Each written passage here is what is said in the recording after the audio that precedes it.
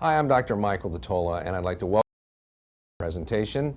Today we're going to take a closer look at CAD/CAM technology. And while that might sound like a new term for dentistry, CAD/CAM technology has actually been present in dentistry for the last 20 years, starting back in 1987 with the introduction of the first CEREC units into dental offices.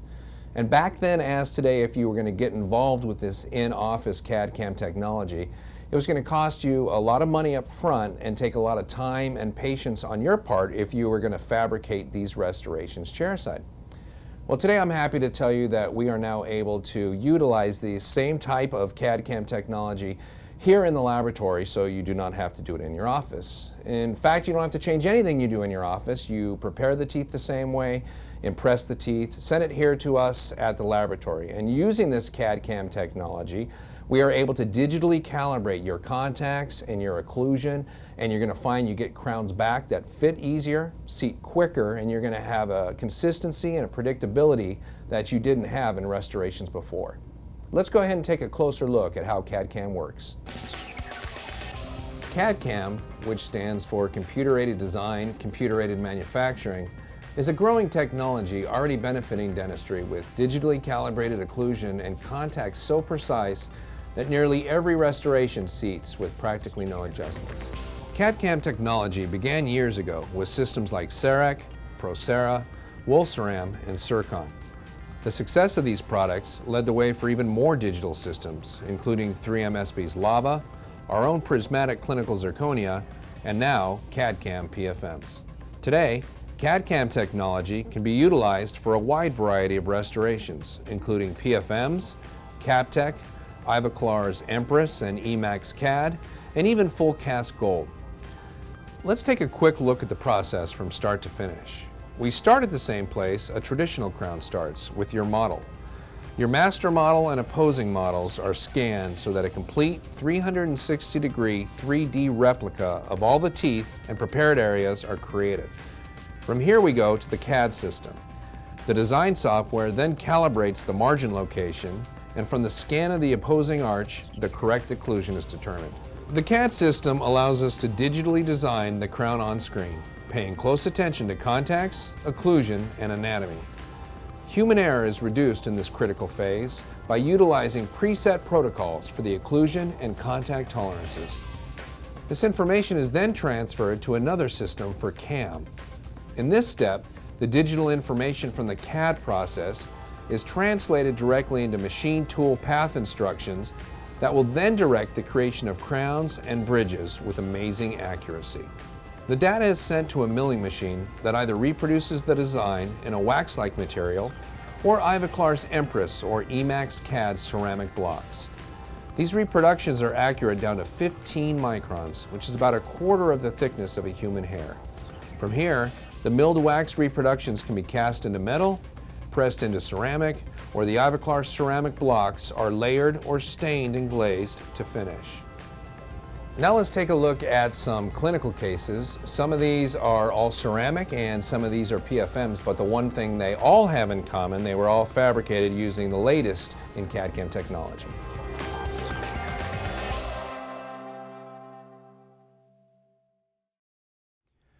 On this case, we're going to be utilizing a product from Ivoclar VivaDent. This is going to be e.max CAD LT, and you'll see how this is going to work. We'll actually take you through the lab fabrication of these crowns as we get a little farther in. We're going to be doing crowns on teeth number 6 through 11, and then placing some no prep veneers on the first and second bicuspids if the patient wants to do that. As you can see here, we're just starting with some caries control as we go in and take this stuff out, and we'll be using some decay indicator to show where we still have some infected dentin and where it's just discolored. But you can see obviously on this patient we have a lot of caries control to do, and he actually just had an endodontic procedure done on the central incisor that we're working on, so we'll be placing a post in here in just a few minutes. But as I mentioned before with the no prep veneers, this is really one of the areas where no prep veneers come in handy. When you're doing some restorative dentistry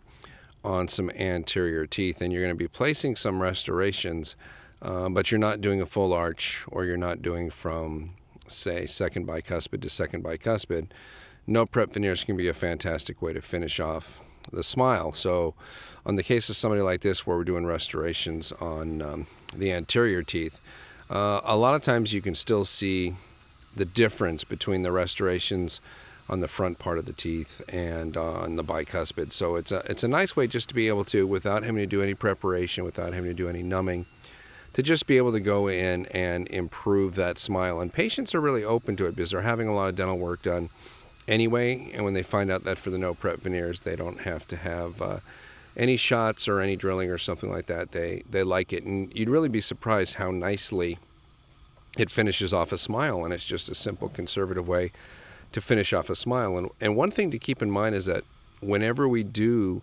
restorations on teeth, the teeth tend to get bigger. And I've actually proven this in the laboratory by measuring teeth on models. And part of the reason is, in fact, the big reason is that as dentists, we tend to under-reduce from the ideal dimensions the laboratory gives us. You can see here, I'm just starting to go in and remove some. Got a percha with a post drill. I'm going to place a 3M SB fiber post into this area. And if you've been paying attention to post cores, post buildups over the years, you know we've gone back to more flexible posts and gone away from the really stiff posts because of concerns with root fractures, and knowing that teeth do in fact flex. It's better to have something like a fiber post inside a tooth that I'm trying in right here that will flex as well. So we do want something that is a little more flexible and not something that's so stiff that if the tooth does bend or the patient takes a blow to the mouth and the tooth does flex, that we have something stiff inside of it that could cause a root fracture. Because as you well know, a root fracture is the one thing we really don't have an answer for in dentistry. Except for an implant, short of an implant, of course, that would work in there. And here we're placing the 3M SB Reliax Unisem into the canal. Why are we using Unisem? It's the lowest expansion cement that we currently have available today. And of course, again, being concerned about root fractures, this is a great way to kind of avoid that. And you can see the post is a little bit longer than where it needs to be right here, and I'll cut that back in a minute. But for the time being, I just want to get the post in the tooth.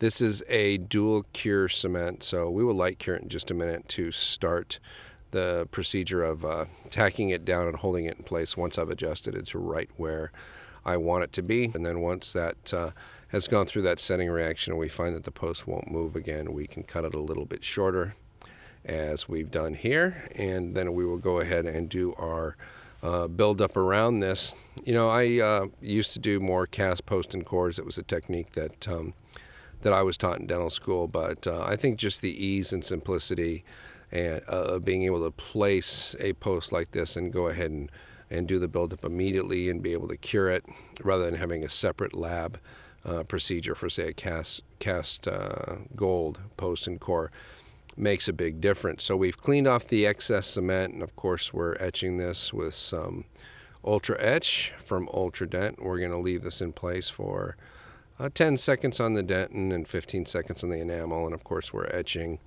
the entire post as well. One of the nice things about these fiber posts is that we're going to get a nice bond between the composite buildup material and the post itself.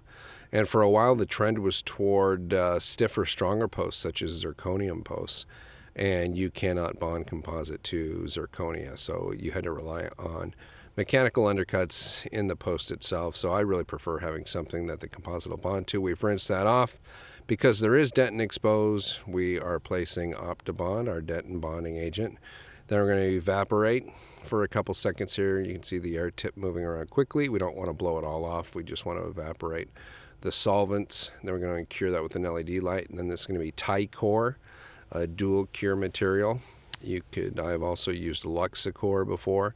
I think Ticor is just a little bit harder when you go to prep it. So we're going to place an incremental layer in and then cure that. And once it is set and we have a good foundation, we'll add some more buildup material onto that. And we're just going to kind of build this up incrementally. I've seen dentists just fill it all up, and because it's a dual cure material, count on the chemical cure. And I don't question the chemical cure. I build it up in stages like this just because I have more control of the anatomic shape while I'm doing it this way and adding increments at a time and curing, and then adding another increment and curing it. I've seen dentists just slop on buildup material and then prep a tooth out of it, and there's nothing wrong with that at all. Certainly that is a faster way to add the material, but in my mind, I would rather add it a little more slowly and get something a little closer to what I want the shape of the tooth to be, because I'd rather save some time while I'm prepping. Prep less by doing a little more work here. You can see tooth number 7 also had endodontic treatment, and we're going in again with that post drill to remove some gutta percha. Again, that's from 3M SB, the fiber post, and we're removing that gutta percha as well. Place the post and any buildup that's necessary, and then we're continuing on with our caries control on the other teeth. Yeah, and you can just so much caries that this kid has here. It's not surprising that 2 of the teeth needed endo, and I wouldn't be surprised if another 1 or 2 of these teeth need endo. This is a great reason to use the caries indicator as you go through here, whether it's Seek, from Ultradent or another product, because you get this discoloration here that, to the round burr, it's a little hard to tell sometimes the difference between the infected dentin and the affected or the affected dentin, and so it really is helpful to be able to do that and go in there and really be able to see the difference between the two when you're preparing the teeth.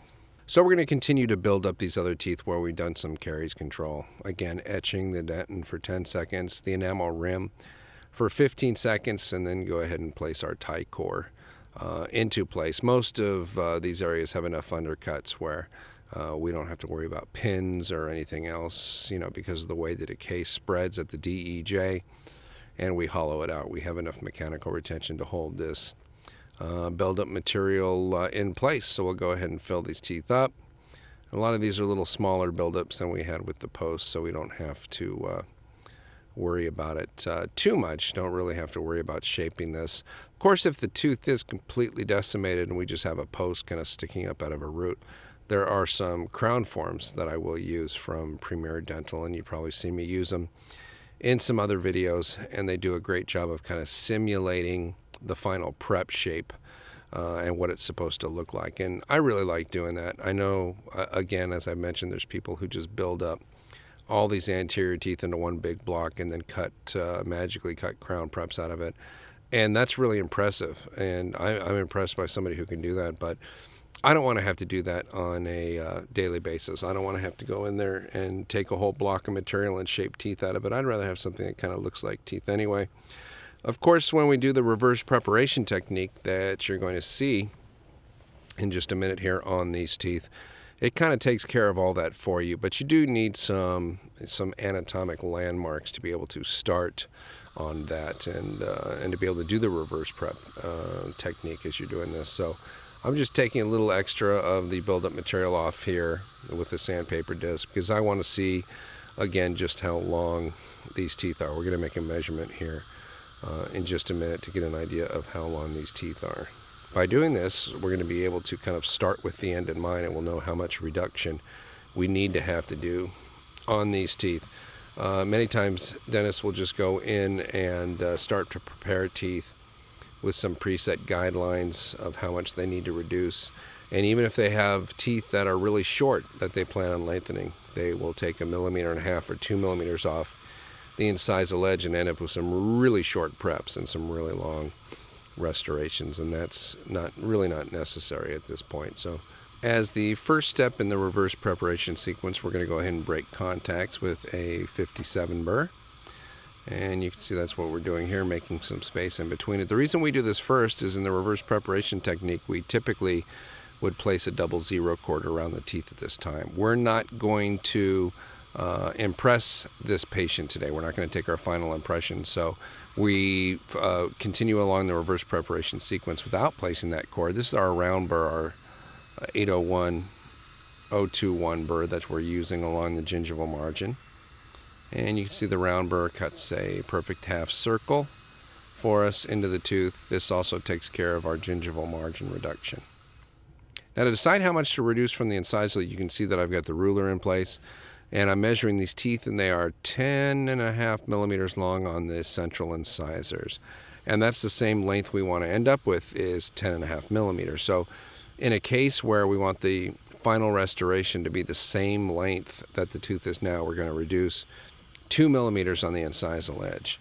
I mentioned earlier, if these teeth were 9 millimeters long, for example, and we wanted them to be 10.5 millimeters long when we were done, we would only reduce 0.5 millimeter from the incisal edge. And if they were too long and we wanted to shorten them, we might have to reduce even more. So you really want to start with the end in mind, whether it's veneers or whether it's crowns, and really come up with a final length of your central incisors before you begin the case. Otherwise, you're just guessing when you reduce. It's that simple. And sometimes you have to build up the tooth with composite to show the patient what it's going to look like and get their approval for that particular length. Once we've made the depth cut in the gingival third with the round burr, then we do our incisal edge depth cuts. And then we also do a mid-facial depth cut, so we have enough axial reduction.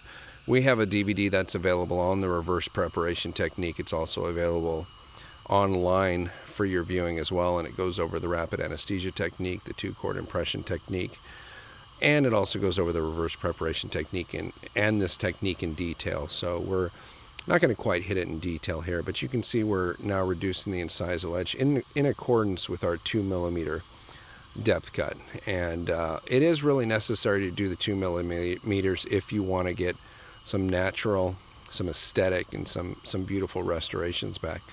Most of the dentists I know that I talk to when I'm out lecturing just kind of start prepping and have a general idea how much they're reducing in certain areas based on the thickness of a burr. But you really need to be careful doing it that way. Once you've touched a diamond burr to the surface of the tooth, you lose all your visual reference points from where you started. And that's why I love the reverse preparation technique. I love it because of the results that it gives me. I love it because of the consistency that it gives me, and I love it because it really takes the guesswork out of how much I've prepped. My natural inclination, even after using it for years and years, is still to grab the handpiece, throw a burr in, and start prepping. And I still catch myself doing that sometimes, but 9 times out of 10 I do what I should do and place some depth cuts. Placing the depth cuts also forces you to make a decision about how much you want to remove, because you have to take out the right depth cutter.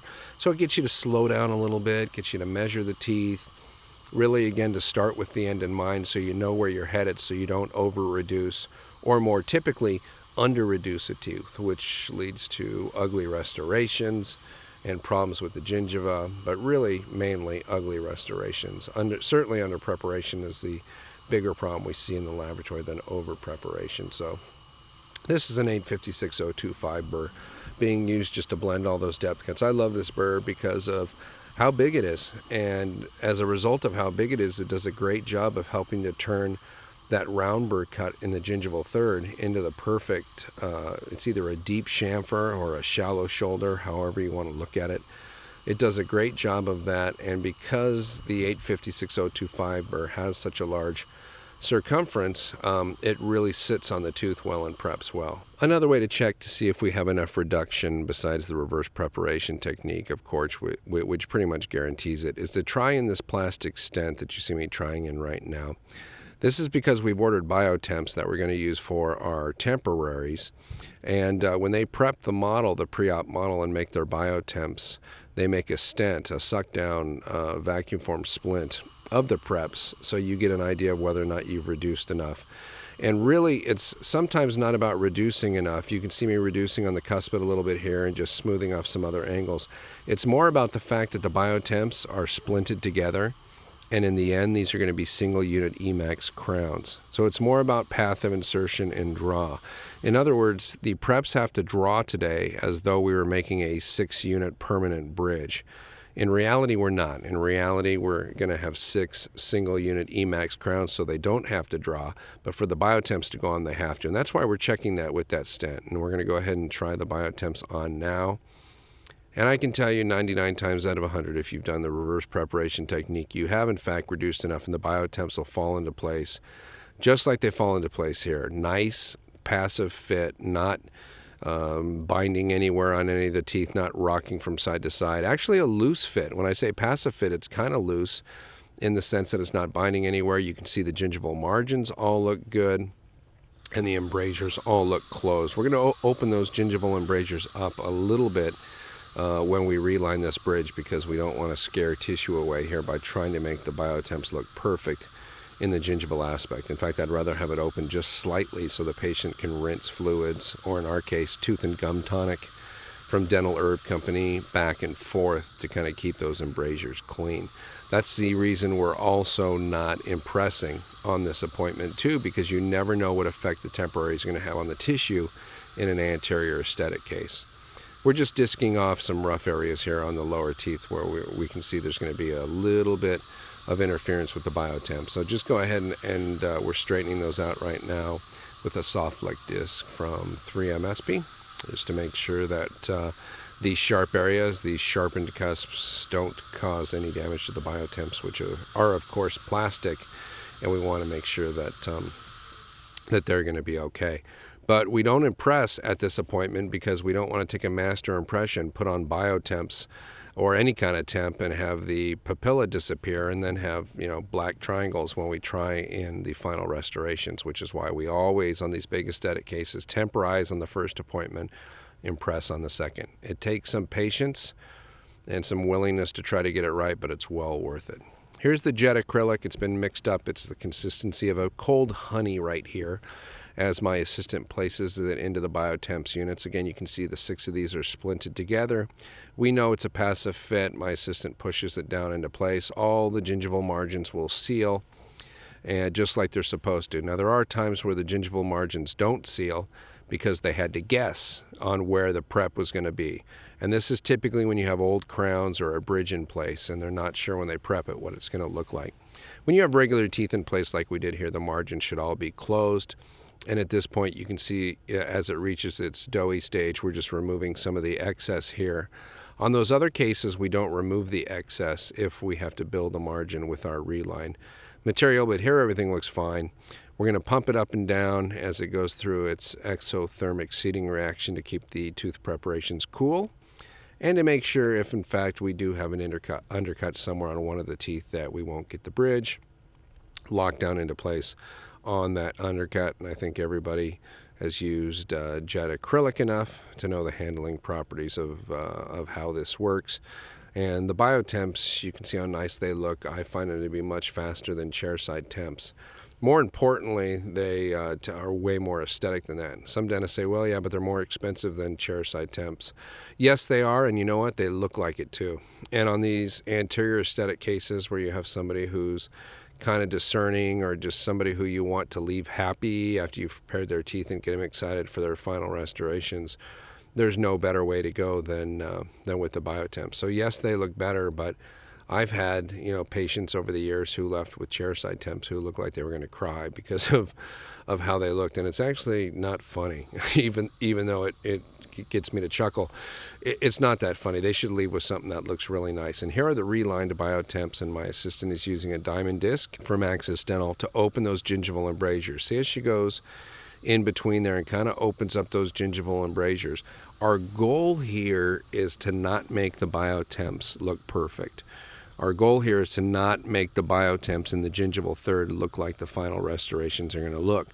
There's too much of a danger that we will cause a papilla to recede, especially if we impress on this first appointment. Then this is really super critical. At this point, to be honest with you, if in fact we have a papilla that recedes a little bit, it's not a big deal, because when I go in and do the final preparation on the next appointment, I could always drop that margin down a little bit more, so it's not nearly as critical then. So they're trimmed, and you can see like between 8 and 9, for example, we have a nice little area open on the gingival embrasure between 8 and 9, which of course is one of our most important papilla in the smile. And with that space open, we would tell the patient they could use a floss threader, but we kind of know from experience that a male patient won't do that. So we're just going to give them some tooth and gum tonic to swish back and forth in there and keep it clean. The big thing is we don't want to push that papilla back and cause any recession, especially, again, if you're impressing on that first appointment. I don't. And you know what? That first appointment goes a lot faster when you don't have to pack cord and you don't have to impress. There is an extra second appointment, but I find the results are well worth it. Here I am using the Cavo Sonic Scaler to remove the Duralon from these preparations. Duralon, when you use it, you know that the temporaries will never come off. You know you'll never have any leakage. The tissue is going to be healthy. The teeth are going to look great. There is no better temporary cement than Duralon. I learned that from Bill Strupp many years ago, and I also learned that you need this cable-sonic scaler to remove it. If you put a temporary on with Duralon and do not use this cable-sonic scaler, you're going to hate life. You're going to hate me. I didn't tell you to do it without the sonic scaler. It gets the Duralon off very quickly. If you try to do it by hand, you'll be scraping that tooth for upwards of 45 minutes. Do not use Duralon without a cable-sonic scaler or some kind of sonic scaler to remove the Duralon from the tooth. Now we're going to go ahead and place our 00 cord. This is an Ultra Pack cord from Ultradent, and it's a hollow cord. It's a small cord. You can see how it just disappears under the tissue. You can also see how the combination of the Biotemps and the Duralon has given us some healthy tissue here. I mean, look at this. I'm packing it. It looks nice and firm, looks stippled. I don't see any bleeding. And if you remember when this patient came in the beginning, the tissue was not like that and the teeth were thrashed. As I turn this corner on this central incisor, there is some inflamed tissue there, and we did have some caries that extended subgingivally, so I'll need to be careful there. And here's our 850-6025 fine burr. You can see the red stripe probably on the burr as it emerges from the head of the handpiece. And this is the one we use to smooth out all these preparations. Why do we smooth it out? Well, it looks nice. It's easier for the laboratory to read. It's easier for the laboratory to deal with. Really, it's easier for me to deal with. This whole thing about mechanical retention of preps by having the roughest surface possible was true 15 years ago when our cements did not have any natural bond to the dentin structure as they do today with something like Reliex luting cement from 3M SB, which has a natural bond to dentin of about 6 to 10 megapascals, and that's with or without the micromechanical retention. And if you've taken off any crowns that you put on with the Reliex luting cement plus, you will know just how well that bonds to the tooth, and whether the tooth is smooth or not, that stuff bonds to the dentin. And when you go to pop off those crowns, you'll be amazed how nice that bond is. So the number 2 cord goes on top of the 00 cord on all the teeth we're going to impress. That's an anatomical compra cap that my assistant is putting into place. These little miracle workers can save a bad situation on almost any impression. We don't have a bad situation here, but you know what it's like when you prep number 19 or number 30 and the patient's had an open contact for a couple weeks and things are bleeding and tissue looks bad. You put one of these compra caps on, and they're available from all dental dealers. You put one of these compra caps on, have the patient bite down on it after packing cord for, say, 8 to 10 minutes. You come take it off, and it looks like a new tooth and new tissue. And it gives you an opportunity to take a really nice impression where when you left the room, 8 minutes ago, you thought there was no way you would get a good impression, and you were questioning why you would even want to take this impression today anyway. So they do a great job of holding the cord in place, stopping the bleeding by putting pressure on it. It's just the same as if you're slicing a bagel in the kitchen and you cut your finger. The last thing you want to do is keep it wet with no pressure. You want to keep it dry with pressure, and that's what those do. Some dentists have asked me before, does it dehydrate the tooth too much by having this cotton on top of the tooth? I can honestly say, in using these for the last 10 years, I haven't seen anything that tells me we have a dehydration problem with those compra caps sitting on top of the teeth. As my assistant pulls the top cord, the number 2 cord, I'm going around and just expressing the medium body material around here. Why medium body material instead of light body like most people use? Well, because of the 2 cord technique that I use, I get impression material at least a millimeter subgingival. We get great subgingival impressions with this technique. And of course, there's a custom tray. I love custom trays, perforated custom trays just like that. It saves you money on the impression material, and the tray is going to fit. There's just no better way to take an impression. And look at that impression. Again, a millimeter of material, subgingival. If I had used light body, that might have torn. And I always find it interesting that dentists use light body in an attempt to get the material to get squeezed subgingival. It doesn't work that way. You need mechanical retraction of the tissue with the 2 cord technique. Take out the top cord, medium body material goes really far subgingival and won't tear on its way out. The impression is poured in the laboratory, and the master model is now being scanned. This is part of the CAD CAM procedure to be able to go in and design these crowns and make some virtual dies. We can also now in the operatory scan the preps in the mouth, so we don't have to take an impression, but we're showing it this way because this is what 9 out of 10 of our dentists are going to do for probably the next 5 to 10 years. She goes in and defines the margin. The technician can look around, spin the model in all directions, and you can see how large it is on the screen. I mean, the preps look huge there. They look like they're for an elephant, not a human. And it really gives the technician an opportunity to blow the teeth up huge, which you really can't do when you're dealing with the actual model and just staring at it. Here she is designing the crown, in this case on tooth number 11. The highlighted one is the one she's working on, redoing some of the contours, being able to flip it around. And again, the size of it is huge. So it's like being able to work with 10x loops on the entire time. There's the e.max CAD LT block. Boy, do I love this block in this material. These crowns just look fantastic. From the very first one that I placed, I've just been in love with this material. And you know what? We get enough new materials here at the laboratory where, frankly, I'm disappointed by a lot of them. They just don't look as good as I think they should. And I actually had some really low expectations, honestly, for this material. And from the very first crown I put in through all the ones I put in since, I've been blown away how good this e.max LT looks, and it's e.max CAD LT, and it's amazing that it's milled from a block, and dentists can also mill this chairside if they have a CEREC 3 unit. But if you don't want to pay over $100,000 to be able to do that in your office, we can do it for you in the laboratory. So it's milled to full contour, it's cut back, and then you see some ceramic material being added here to give it a nice incisal edge with some translucency, and you can see that it's been cut back on the incisal edge. The porcelain gets applied to those teeth, and then it will go in and be baked. But on posterior teeth, I just have the laboratory mill it for me full contour and then polish it and give it to me. On the anterior teeth, it's a little bit different. We want them to, I want to take advantage of having a technician who's artistic, and so we have them put some effects for us on there. And as the oven raises here, voila, you can see how nice that crown looks. And again, it's milled from that block, which is lithium disilicate, and then has a little porcelain added on it for the incisal effects that you saw. And there are the crowns that have been milled and then had a little porcelain added to the cutback, and you can see how nice they look. So we're anesthetizing him. There's the STA injection system being used at his final appointment. I ordered that and received it while his treatment was being done, and I have to say I really love that injection system. It's just taken all the stress out of injections for me, and it allows me to daydream or talk to the patient or try to make them laugh or do whatever, because I don't have to have a lot of concentration on the injection. The machine takes care of all of it for me, and it's just fantastic. We're removing the biotemps and trying in the e.max CAD crowns, trying them in one at a time, checking the fit, making sure they look good, making sure the contacts are there.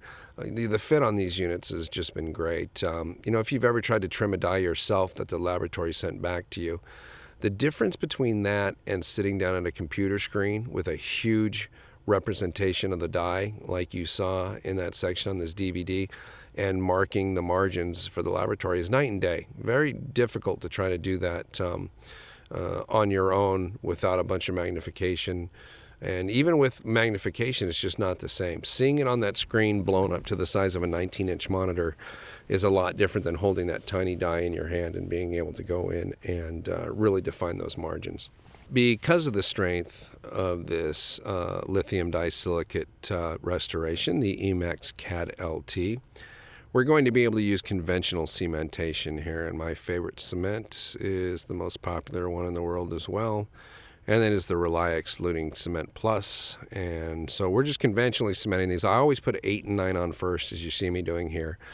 And using the ubiquitous orange wood stick that I love so much for seating restorations.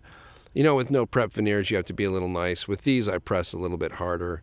And do I really need to press? Not really, but I just want to hold them down into place. It's probably a holdover from the old days of thicker film thickness. But we're pushing these two teeth together, and again, we always cement 8 and 9 first because these are critical to the smile. If these don't work, nothing's going to work on this smile. So this is in lieu of, say, placing 6, 7, and 8, cementing those first, and then cementing 9, 10, 11, or something like that. I'm never in that big of a hurry where I don't have time just to cement 8 and 9 first and get them all cleaned up. Really the only thing you have to watch out for is cement getting on the lateral incisors and just paying attention to that and popping it off as it starts to set. And then we'll put on the 2 crowns on either side. And this is how we would do it even if we were doing second bite to second bite. Probably put these 2 on and then 2 more. Why do we do that? Well, it's just easier to find contact problems this way. So when you try crowns on, obviously you can see where there's contact issues, but until they're cemented, it makes it a little difficult to see. So when you put 9 and 10, when you put 8 and 9 on, for example, you may want to try 6 and 7 on again, as I often do, and get a better idea of the contact issue now that 8 and 9 are in their final place.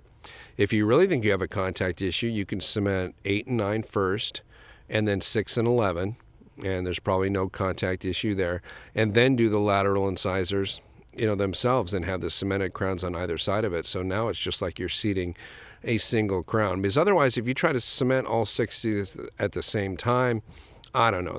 I've just had enough cases where I have had a small contact issue. Of course, with CAD/CAM, it shouldn't be as big of a deal, and with the splinted biotemps, there should be less tooth movement. So it's really up to you. I just go slow to make sure I get it right. Not pathetically slow, but just a little slower than cementing all 6 at the same time. And otherwise, it's such a quick appointment that I don't have a problem doing that. So here's all 6 of those cemented in place. Gums just a little beat up around tooth number 8 where we cleaned up some cement. But as you take a look here at how those look, and as you take a look at the before and after, you can see that on the left we have as before, and that we really started off with something that was a mess. This is a patient who constantly would drink 2-liter Mountain Dews all day long and just bathing his teeth in a sugar solution, and you can see where it led him. A lot of caries, gingival inflammation, and then start to finish this case took about 8 weeks before we cemented it, and you can see the difference today when those crowns are in place. And if I told you those crowns were porcelain, you would certainly believe me. And if I told you they were PFMs, you'd say they look really good because we had managed to hide a metal coping underneath there. If I told you they were zirconia, you would tell me they looked really good because we had a white coping underneath it. Remember, zirconia is the opposite of a PFM. We're hiding a white coping, not a dark metal coping. This is really the thing that's got me so excited about e.max CAD LT is we're hiding no coping. It's all the same shade, no coping material throughout the whole thing. Now, Empress is the same way, but it's much weaker than the e.max CAD is. So it's much weaker, needs to be bonded into place.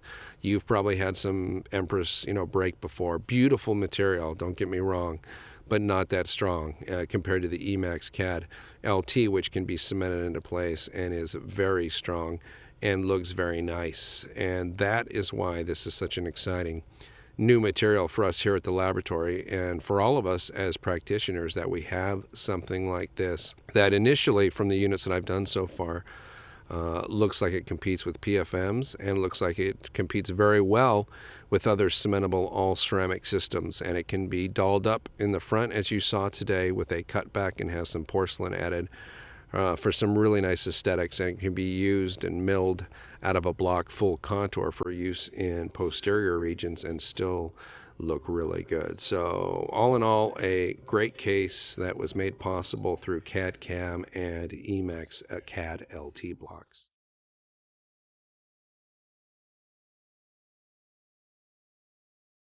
On this case, we're going to use CAD/CAM technology to fabricate a single tooth posterior PFM. This is tooth number 30. It's got an existing occlusal amalgam with some recurrent decay and a broken mesiolingual cusp. Go ahead and prepare this tooth for a full crown using the reverse preparation technique, which I'm a big fan of because it ensures adequate reduction and consistent reduction on a case-to-case basis. Here we are removing the temporary crown that's in place, revealing the prep. It's a nice looking prep, as they usually are with the reverse prep technique when you don't have a pre-existing crown on there already. You get some great looking crowns and some great looking margins. And speaking of great looking, we're trying in this CAD/CAM PFM, and you can see we've got some nice occlusal anatomy there. Half the reason for that is the CAD/CAM technology. The other half is the fact that with the reverse preparation technique, we give the laboratory 2 millimeters of occlusal reduction, and that gives the lab and our technicians the opportunity to make that kind of nice anatomy for you, even whether it's by hand or in this case with some CAD CAM technology. We have to have the room to be able to do that. We check the bite. There's no occlusal adjustments necessary, and the contacts are good. So we're pushing the crown into place just with some finger pressure at first. This is Reliex Eluting Cement Plus from 3MSB. And then we're going to have the patient bite down on a cotton roll to make sure we get some nice occlusal pressure here while the cement goes through its initial setting reaction. 2 minutes later, we'll go in and remove the excess cement, and it's very easy to clean off. Easy cleanup is one of the hallmarks of this 3M cement that makes it such a fantastic cement. And that's a great looking crown as well. That really blends in well. The shade was done with the Vita Easy Shade taking machine, because we never miss shades. It's never wrong. And you can see on the before and after what a nice looking crown this is. And the CAD CAM PFMs like this have become my go-to restoration in these types of cases because of how nice the contacts are, how nice the occlusion is. And when I don't miss the shade, we have a pretty good chance of getting a nice looking crown that's going to drop right into place.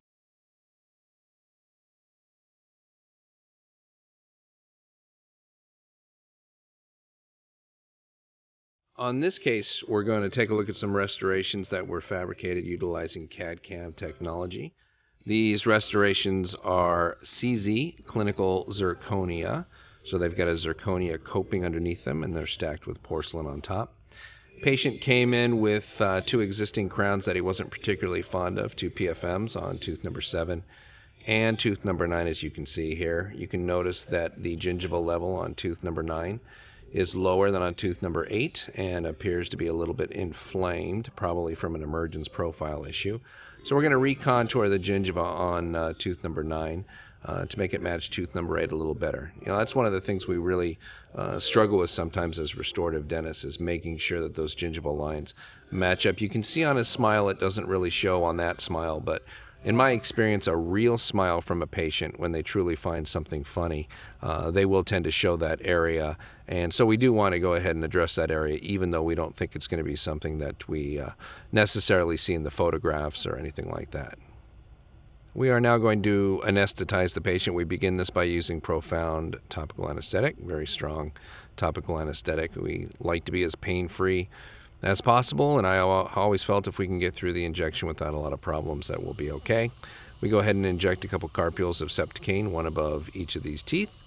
And then we're using the razor carbide burr from Access Dental, as you can see here, to cut through the crown on tooth number 9. And this will really just fly through both the porcelain and the gold. And that's one of the things I like about the razor burr so much, is that in the past I had to use a diamond to go through the ceramic material and then a carbide burr to go through the metal understructure. And now you can do both of them with one burr, and it doesn't get dull until you've cut through 2 or 3 crowns. So it's great. And you can just fly through the metal and porcelain as well.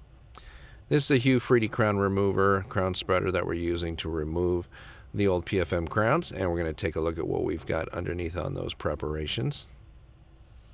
Things look okay. The margins on the lateral are a little bit subgingival, so we'll deal with that. We're going to begin with our reverse tooth preparation sequence on tooth number 8. There's the round burr being used in the gingival third to give us a margin formation and proper reduction of 1.25 millimeters. And the 2 millimeter MADC burr being used in the incisal edge to make sure we have 2 millimeters of reduction there. The 1.5 millimeter MADC burr on the axial surface, making some holes there. So those are all our depths that we need. Now we can just prep away. So that's an 856-025 diamond that I'm using here. And we're just prepping away basically as quick as we can. So we've flattened the incisal edge so that we've got our 2 millimeters of reduction. And that seems to be about even with the central next to it. So that's nice. And now we begin our axial tooth reduction so we can get the 1.5 millimeters gone on the facial surface of the tooth. And then it blends with that round burr cut we already have, and it's a really easy way to prep teeth. And A, make sure you have enough reduction. B, it's completely predictable. And C, it ends up being a really good looking prep, the kind of prep that you would often see on a typodont, but it's much harder to accomplish in the mouth. And so that's the great thing about the reverse preparation technique. It's no slower than prepping teeth the regular way. In fact, I find it faster because I'm never having to guess at whether or not I've removed enough tooth structure. We've taken the suck down stent from the BioTemp model where the teeth were prepared by the laboratory, and we've tried that onto the preparations. We just want to make sure that we don't have any areas where the tooth is contacting that stent. When they do biotemps and they're fabricated, they prep 1 millimeter off the stone model. And we're going to obviously prep more because of our permanent restorations need a lot more reduction than that. But because of the fact that these biotemps are splinted together and the final crowns won't be, we need to make sure we don't have any path of insertion issues. So we try on that stent, now we try on the biotemps themselves. They should seat passively, go right to place without any problem, and they do. You can see them fall right into place. Here I'm going to use a piece of dental floss to come in and measure the gingival levels and see if they're even. We know they're not just from examining the photographs from before. We know that we're a little deficient on tooth number 9. You can see when I try the biotemp stent in right now, it actually covers the tissue on tooth number 9. And one of the great things about biotemps is you can have the laboratory equalize or idealize the gingival levels for you so you're not having to guess. And if you don't want to freehand it, as I'm doing here, you can put the biotemps back on and poke a couple holes at the top of it in the gingiva, or use a surgical skin marker to mark the gingiva where it needs to be cut back. Here I'm just taking some tissue back, and then I try the biotemps back on until I can see that the biotemps are no longer impinging or covering that tissue. And at that point, I've got 2 central incisors that should have the same gingival levels, and then it's a matter of relining the biotemps, put them into place, and then trimming them correctly. And if you trim them correctly at the right place and you pick up the margin and the reline material, this happens to be an acrylic material that we're relining them with, you should end up 2 weeks later with 2 central incisors with identical levels on the gingival. Now, why are we using acrylic to reline these biotemps? I don't like it. It releases a lot of heat. It stinks. It's full of monomer. But when you have multiple units like this, you really need to be careful that you don't lock this biotemps bridge into place. Again, these are splinted biotemp units on 4 teeth that are going to be single units when it's all said and done. So you don't really need to prep a proper path of insertion here. But if you try to reline these with bisacryl, because it goes right to a solid set from its liquid state, it's going to lock into place potentially, and that's something we don't want to have happen. So when we have 4 units like this that need to be lined up, we use the acrylic so we can pump it up and down and make sure we don't get caught in undercuts. This is 2 weeks later, and we are removing the temporaries. You can see that we've got some nice gingival levels there. Healing's been good around tooth number 9. We use Duralon. It's such a great antibacterial temporary cement. It sticks to the tooth here, so we're just scraping this off a little bit. We're going to go in a little later with the Cavo sonic scaler and remove the rest of that temporary cement. It's difficult. I remember there was a period of time where we didn't have our sonic scaler for a week or 2. In fact, it was right around this time. And you have to remove all that Duralon with a hand scaler. It's almost impossible.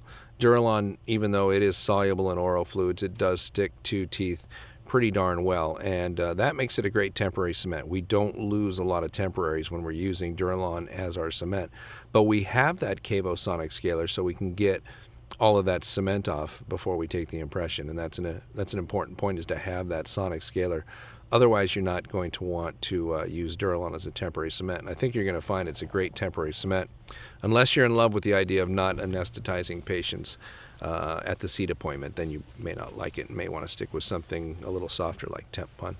So the first cord is in. We put that into place, the 00 cord. Now the top cord, the 2E cord, goes into place. Then we'll place the anatomical comper caps into place. Boy, I love these. In fact, I just filled out a list for CRA of the products I can't live without, and comper caps are always on the list. They just do magical things with tissue. Those stay into place as the 2 cords do for 8 to 10 minutes. Comper caps come off, top cord comes out, and we'll go ahead and express our impression material around the preparations and then seat the tray. After 3 minutes, the impression is removed from the mouth, and it has a typical look that we see from the 2-cord impression technique. We see clear margins all the way around, and then about 1 millimeter of material beyond the margins, so that we know our technicians are going to be able to see exactly where the margin stops, and they're going to be able to nail the emergence profile. We're then going to squirt some bite registration material onto the prepared teeth, have the patient bite down, and then re-cement the temporary. So once again, as I found myself doing more and more the older I get, we did not impress on the day we prepared. I just find it very hard to have predictability in a restorative setting if we're going to take an impression the same day we prep and then put some temporaries on. And that hope that the temporaries are so perfect we won't have any tissue changes or margins show up in the next 2 weeks when we go to seat the permanent restorations. It's just, I don't know, it's too much guesswork for me, and I don't like that at this point in my career. I want everything to be predictable and know how it's going to work. It does add an extra appointment to everything, but the appointments are shorter and the results are far more predictable. 2 weeks after that, the patient is back and we are wiggling his biotemps to take these out.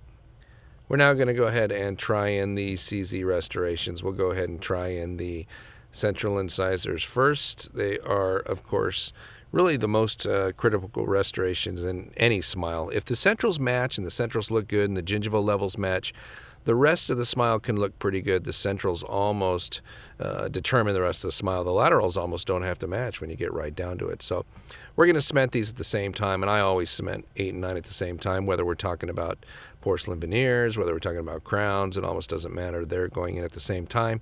Here they're being cemented with 3M SB's Reliax Luting Cement Plus, the most popular crown and bridge cement in the world. And because of the strength of these CZ zirconia restorations, we can use a regular crown and bridge cement with this. There's no need to bond anything into place or use anything special, which is one of the things I like about these CZ restorations. And they're also very strong. You saw me earlier pushing on them with an orange wood stick. There's no fear here that when we push on these teeth that they might break as if it were a pressed ceramic crown, like maybe an emperor's crown. You really do not have to handle these with kid gloves.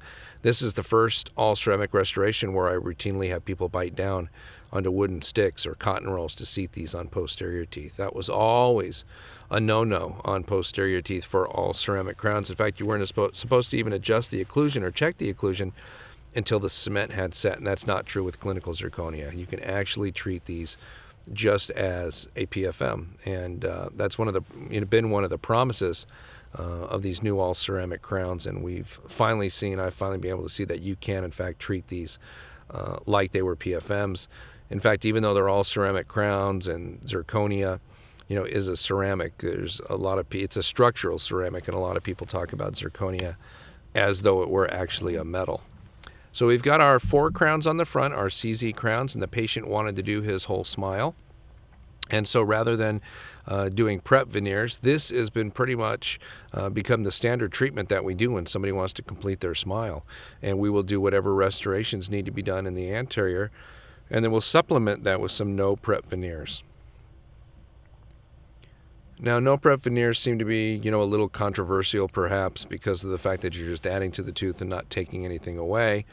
And that's a whole different story, and I really did address that, I think, in our prep and no prep video. But suffice it to say that I am willing to make some sacrifices of having a little bumpy CEJ right at the free gingival margin, not subgingival, but a little bump there in the interest of remaining conservative and putting veneers on the teeth where we don't have to do any preparation, where the patient doesn't have to be anesthetized, where the patient doesn't have to worry about pulpal death, recurrent decay, or any of those things. And it wasn't until I started offering these no prep veneers to my patients that I realized just how interested patients were in these types of restorations. We have another DVD that's available that shows one patient where we did a no prep and a minimal prep case on the same patient and took the no prep veneers off and then did a minimal prep veneer case.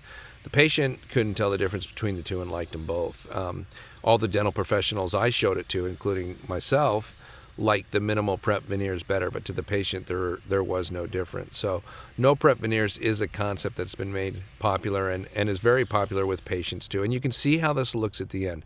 Those are the 4 CZ crowns on 7, 8, 9, and 10, and then the rest of those are no prep veneers. And it is filled out as buccal corridor. Things look really nice. There's not a big gradation from the anterior teeth to the posterior teeth. In fact, right before that picture, we had one remade. You can see on that second by where there's a no prep veneer missing that was put on after these photo studio pictures were taken. So, but you can see the huge improvement from where he was before. He knew he needed the crowns in the anterior because they were ugly and because of recurrent decay on certain teeth. But to be able to go on the rest of those teeth and put no prep veneers on is a great service that we do to our patients. And it's amazing to me how many no prep veneers we do today to round out smiles like this. Even if we're doing veneers, prep veneers on 7, 8, 9, and 10, we'll add no prep veneers to the cuspids and the first and second bicuspid if the patient wants to, and just really end up with a great looking case. And today I can honestly tell you I do more no prep veneers than I do prep veneers, and they're easy to do, they're fun to do, and patients love them.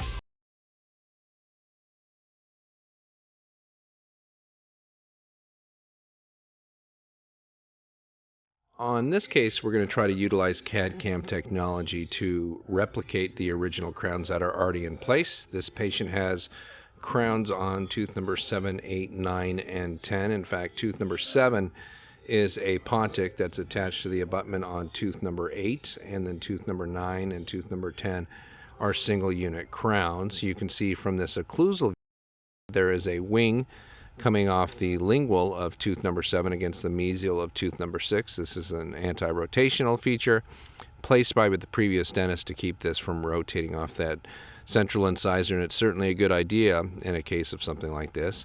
And so we're going to maintain that in the design of our new little two-tooth bridge right there, having that metal wing come off and engage the mesial of the cuspid. Certainly the patient could have an implant and a single unit crown at this point, but he declined to do that. He's been happy with the way the bridge was, so that's what we're going to do as well. How we're going to use CAD/CAM technology here is on our pre-op impression that we took of what the crowns look like now. We poured that up, gave it to the laboratory, and they scanned that into the CAD/CAM software.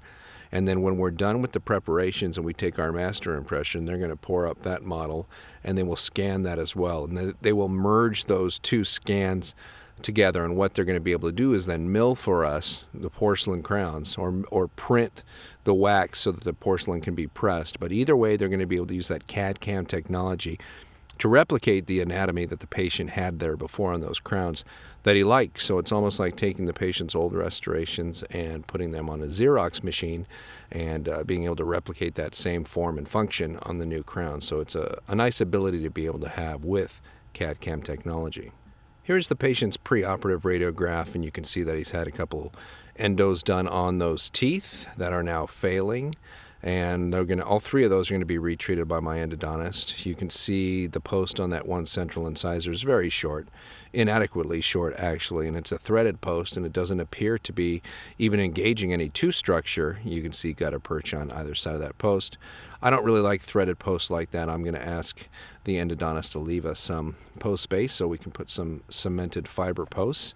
And you can see here on the radiograph when he comes back from the endodontist that is in fact what he has done for us. He's left a good 4 to 5 millimeters of gutta percha in the apical third of those teeth. And then you can see I've got nice clean spaces to make my post preparation into, and then cement those posts and do some buildups, because as it turns out there's not going to be much tooth structure left, so it was a good idea to ask for some post space. I prefer not to take the gutta percha out myself if I don't have to. It's not that it's that difficult. I just don't like disrupting that apical seal. I'd rather have the endodontist do it and be responsible for that remaining gutta percha. So that all turned out well. It's a nice looking x-ray. So let's remove those crowns. We're going to begin here. My assistant is placing some profound topical anesthetic. This is certainly the strongest topical anesthetic that I've ever used before, and I have it put in for 30 to 60 seconds, and the patient will not feel the needle go through the mucosa. And for me, that's really important to be able to give a painless injection, because after that, we can pretty much do what we want.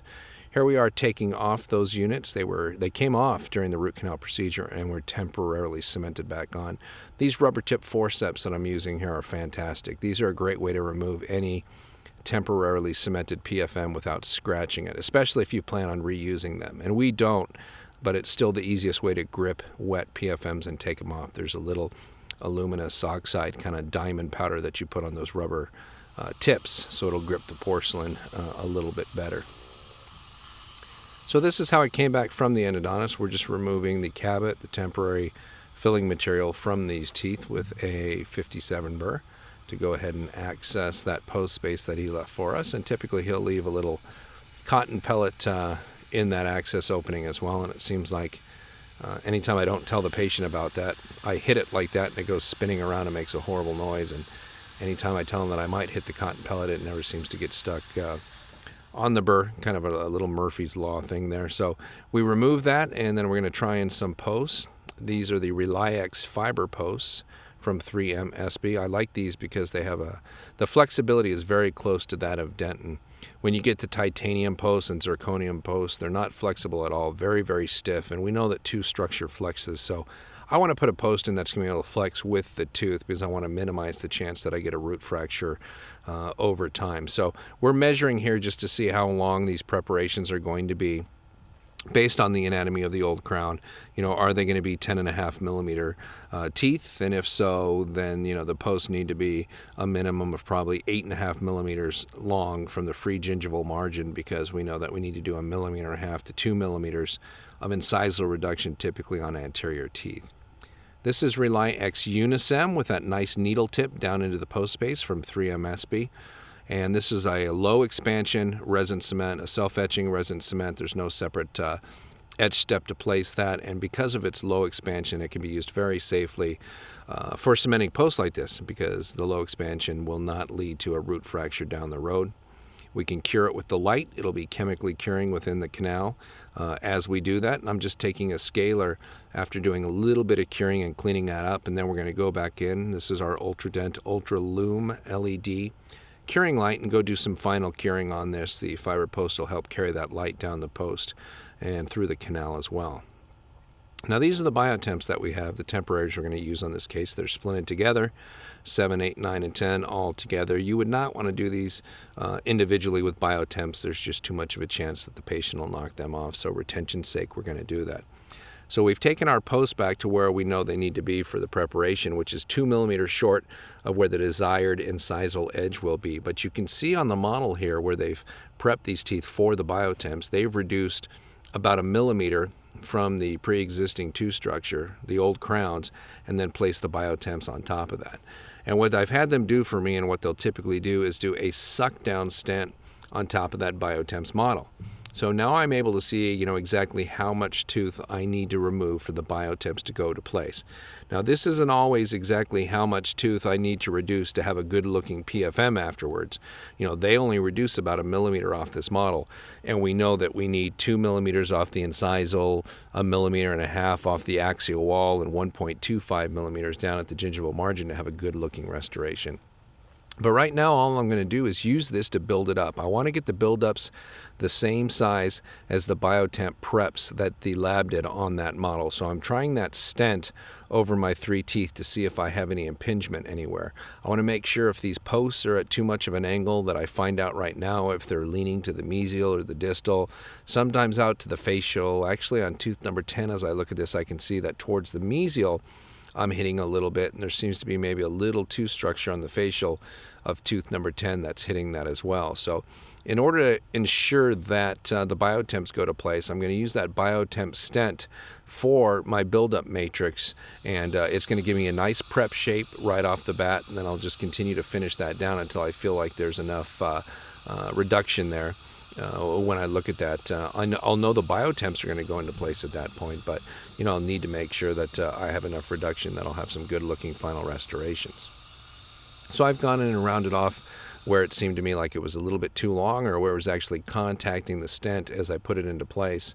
And I can see now that it is now sitting into place passively. I don't have any areas on the post or the teeth where this is hanging up. And so now I'm going to be able to use my buildup material, which is Luxicor, to build these teeth up. But first we're going to just try in the biotemps to make sure we have a passive seat here. We know we should, because we haven't even done the buildups yet. There's no reason why they shouldn't go to place yet. If they don't, there's probably a contact issue with either the cuspid on that side, tooth number 6, or with the cuspid on the other side, tooth number 11, and you would want to address that at this point. So Once we know that our biotemps are going to go down into place, it's time to place our core material onto the post and the tooth structure. So we're etching here with Ultra Etch our 37% phosphoric acid and leaving that in place on the dentin for 10 seconds and then rinsing that off. And now we're placing our bonding agent. This is Optibond Solo from Kerr, and we're using that. We do need a dentin bonding agent because we are bonding to the dentin as well. We will cure that with our LED light once we have placed bonding agent and then thinned it onto the post and onto the tooth structure. We're going to cure that for 10 seconds. And then begin to fill our biotemp stent with the Luxacor dual cure material. And again, this can be light cured and it's got a self-cure component as well, so both of these will work. So we're going and placing this into the matrix. We probably have a little more placed here than we actually need to have, but that's okay. I don't worry about cutting back excess. I worry more about voids. I want to get some nice full form preparations out of this stent, So I'm going to hold it down, and you can see I've got pressure there while my assistant comes in and cures that, and she's going to go do an initial cure on these buildups, and then we'll remove that stent, and we'll see what we have here. You know, there's other ways to do this. You could freehand it with what I call the soft serve ice cream technique, where you could kind of, go around and around the post and kind of build it up that way. Other dentists will just go in and connect all three of those teeth with a large block and then kind of prep out of that. I've always liked some sort of a matrix just to give me kind of a rough shape, a general shape, because I think it's faster and easier, and I'm always looking for ways to make my clinical dentistry faster and easier. So when we stumbled upon this technique, using the suck down stent from the biotemp prep model for doing it, we realized we had found something that was pretty good. Because when you look at those biotemp prep models, they're pretty nice looking preps. They've just shrunk the original teeth by about 1 millimeter in all dimensions. And you can see now we've got some nice preparations. Of course, they're connected together here, which is a problem. And of course, all you see is buildup material, which is also a problem. We're going to want to prepare this so we can see some solid tooth structure here. You can't just leave it like that, obviously. So we're going to go in first and start to break some contacts and get some separation between these preparations. Typically on an appointment like today, I'm probably not going to impress. Most of my anterior cases, we do not impress the same day that we prepare. And the reason why we do this is just for predictability. I'd rather impress the day we prepare, but with the temporaries, there's so much variability as to how the tissue is going to react to it, if the final margin placement is correct, if there's going to be inflammation in the gingiva from the temporaries. So we just don't impress in the name of better restorative dentistry and in the name of really being able to dial in the margins. So you can see we've prepped away most of the buildup material now. We can actually see the teeth, and that's what we want to see, the junction between the buildup material and the teeth. And we're going to go ahead and try on our biotemps bridge now. And it goes passively into place, and it should, because the suck down stent, the matrix that we used for the buildups, was exactly what those biotemps had been fabricated on. And then we prepared a little bit farther than that to leave room for our permanent restoration, so they should go right into place. So we're going to put those temporaries into place today, and then we're going to wait about a week and a half and have the patient back and take our final impressions at that time. Here we're placing the Profound again. This is the STA anesthesia system, which I happened to receive in the mail between the first appointment and the second appointment, and I just love this thing. I really do. I don't know if you saw that little twisting motion as the needle went to place through the Profound. The patient never feels that. You can see the machine, the computer-controlled anesthetic, just putting it in very slowly. And one of the things I like about it is not having to really remove the syringe from the patient's mouth all the time to reload carpules, especially on a lower block. I leave the needle in place, for example, while my assistant loads another carpule, as you see her doing here, and then I just step on it and give more anesthetic. That, to me, is incredible. When you're doing a lower block, you can leave the needle in place, have your assistant put another carpule in, and drop another carpule in the same spot. I've seen Dr. Stanley Malamed say that 1 carpule is not enough for most adults for a lower block. So you can give 3 carpules now without ever having the needle leave the patient's mouth, and I think that's absolutely fantastic. And I kind of do the same thing on these anterior teeth too. She changes the carpule, and then I just very subtly move the needle from one spot to the next without taking it out and making a whole production of it. And I think there's a perception on their part they're being stuck a lot less than they are with a manual injection system. So we're cleaning up the preps here. It's been 2 weeks. Certainly what we're looking for is the health of the gingiva, especially interproximally. That's the area where you're going to get hurt if you've got some inflammation. You can see we've got nice pink tissue interproximally. That's how you know that your temporaries were properly shaped interproximally. If you leave too much temporary material in there, they're going to be red, they're going to be blunted, ready to bleed. The shape may have been changed, and you're going to have to fix that ideally before you take an impression, but most dentists aren't willing to wait that long. So we want to look and see what the tissue looks like. It looks healthy. The next thing we're going to look at is the facial margins. Have they been exposed?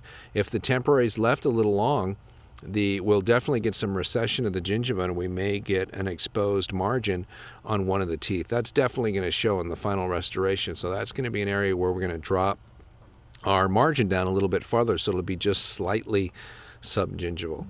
And if you've seen any of my presentations before, you know I'm a huge fan of the two-chord technique. I just haven't found anything else that gives me as much retraction as predictably as the two-chord technique. I wish there was an easier way to do it. If there is, I haven't found it without permanently removing tissue. I don't like doing that with a laser. I find it to be way more unpredictable than this. So here's our 00 cord. This is an UltraPack cord from Ultradent going into place. This cord is tiny, really just falls into place pretty easily. You can typically floss it into place on the mesial and distal and then pack it in the rest of the way. With that 00 cord in place, it's going to move my tissue back about 1/2 to 3/4 of a millimeter. And most of the time that's going to bring the margin right to of the tooth right to that free gingival margin. And that's exactly where we want to be. With this first cord in, we want our preparation margin right at the gingival level, because we know then when we take this cord out that we're going to have a margin that is just slightly subgingival, and that's exactly what we're looking for. We don't want to bury this margin, and we don't want to have it super gingival either. We want to have it just barely below the free margin of the gingiva, so we don't encourage periodontal problems, but at the same time we take advantage of hiding underneath it a little bit so you can't see the junction between the restoration and the tooth itself. This is a 3M Softflex disc, the coarse one being used. First of all, just evening off the incisal edges and then rounding those corners. Real important that we round these corners, these thin, pointy areas. We can usually take an impression of them okay. That's not the problem. It's when the laboratory pours it up and they remove the master model from the master impression where those little corners of stone break off in the impression. By the time they've put a coat of dye spacer on that, you don't see anymore that those corners are gone. And the restoration is fabricated for you on a die where the corners are missing. And then when you go to try that crown in the mouth, it goes down about 7/8 of the way and it looks like it's perfect, but right before it seats all the way, it stops. And that's when you know you have an issue with those corners. And that certainly would be the time to go in with that disc and round those off. I prefer to do it ahead of time like we're doing now. This, if you have any little bleeding here after that first cord, you can use some. This is Viscostat Clear from Ultradent, and the Viscostat Clear does just a great job. Unlike Viscostat, it's not ferric sulfate, it's aluminum chloride, so you won't get any discoloration that'll seep under an all-ceramic crown or something like that. These are going to be PFMs, but in the anterior, I pretty much always stick to the Viscostat Clear. That bleeding was coming a little bit from that ponic area, which is still just a little irritated. And in the posterior, I use the regular Viscostat, the brown ferric sulfate solution, which will stop just about any bleeding. It's rare to find bleeding that Viscostat won't stop. This is an UltraPack 2 cord from 2E cord actually from Ultradent, and I'm placing that on top of the 00 cord. That first cord again, the 00 cord, provides the gingival retraction so I can drop the margins down to the area they need to be. And I also don't have to take a diamond subgingivally when I use that cord, but it doesn't provide enough retraction for an impression. And if you remove that 00 cord once it's in place, you will in fact have bleeding. That's the point of the 2 cord technique. We're placing this number 2 cord on top of that. This is the cord that's going to provide the retraction of the gingiva for the impression. And because there's another cord underneath it, when we pull this cord out, we would not expect to have any bleeding, just about 99% of the time. You know, even if you beat up the tissue a little bit, this cord comes, you can use it as an epi cord, as I'm doing here. You can use it as a plain cord if you'd rather use it plain. But by the time the 2 cords are in place and we put a copper cap on top, that pressure seems to shut off any potential bleeding that you might have. And it gives you, like I said, about 99% chance that you won't have bleeding when that top quarter is removed. These are the anatomical compress caps being put into place. You can tell they're anatomical because the sides of them are cut out to leave room for the papilla. The original compress caps were one length all the way around, and when the patient bit down, it would put more pressure on the interproximal papilla than it would on the facial and lingual gingiva, and that's not right. So they did make a cutout on there, the interproximal ones, and it's amazing. You know, you can be ready to take an impression of a tooth that you have no business taking an impression of that day. You use this 2-core technique and have the patient bite on a compress cap, say on tooth number 19, for example, come back 8 to 10 minutes later, which is how long we leave the cords and the compress cap in, and wow, it looks like a completely different tooth. It was bleeding like a stuck pig when you left the room, and now 10 minutes later it looks fantastic. So these really do a great job. And I'm following my own advice here and using a perforated custom tray for this, full arch custom tray for this impression. And this is really good advice that nobody seems to take, and I've started to take it recently, and it really does make a lot of difference. You use a lot less impression material. It's very predictable seating these trays, and you're never wondering if you've sat the tray too far or one of the preps is touching the tray. I can't say enough good things about custom trays, and either hopefully you have a triad unit in your office or you'll order them from your laboratory. And most of the time I get mine back, my maxillary ones like this, and they're actually palletless. There's no point really in having a pallet in a custom tray like this. It's not going to do any harm, but it's just not totally necessary. As we pull that top cord, just a tiny amount of bleeding right there on the mesial of tooth number 10. Tooth number 9 looks better, and tooth number 8 looks good as well. So we're going to go ahead. You can see me going around 3 times, maybe 4 times. Boy, that might have been 5 times around there. And you just want to make sure you go around there a couple of times. We've done some slow motion filmography work, and you can tell if you only go around once. When you get back to the starting point of where you started to express the wash material, you can see that fluids will accumulate there and you'll end up with a pull.